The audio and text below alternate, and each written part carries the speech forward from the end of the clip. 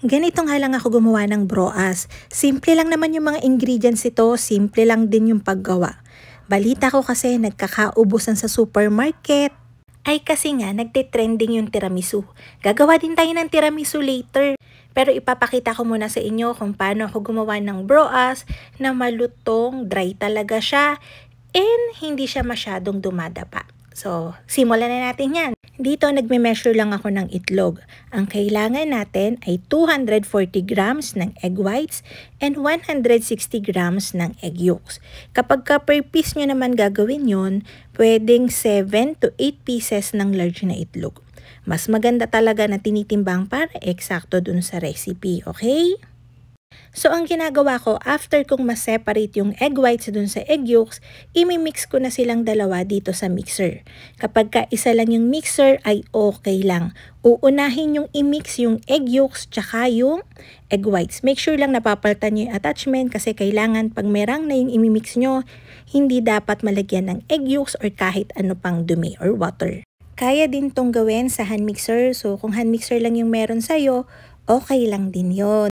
Nung nag-mix na nga ako ng egg whites natin, nasa settings number 4 or 6 lang to, unti-unti kong nilagay yung 200 grams natin ng white sugar. Dun sa egg yolks, naglagay lang ako ng pinch ng salt. Minix ko yung dalawang yan hanggang umabot yung merang natin sa stiff peak. Ganyan dapat yung itsura. Yung egg yolks natin ay nag-volume na din. Mas maganda kasi na pinapa-volume natin yung egg yolks natin. Ito lang din naman yung napansin ko. Mas magaan siyang i-fold dito sa merang.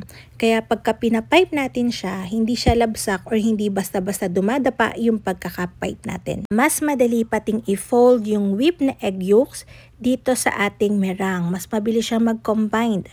So, nung na-mix ko na yung egg whites natin and egg yolks, nag-sift na ako dyan ng 240 grams ng cake flour. Then, finold ko na din yan.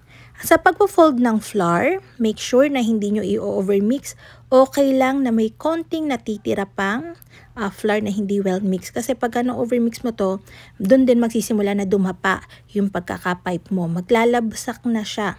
So, pinapipe ko lang yan. Then, pagka-pipe ko lahat, nag-sift lang ako dyan, konti lang, ng white sugar.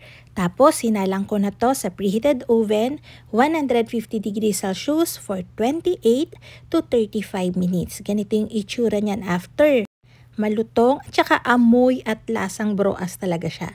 So, sana matry niyo yung recipe natin. Yun lang. Bye-bye!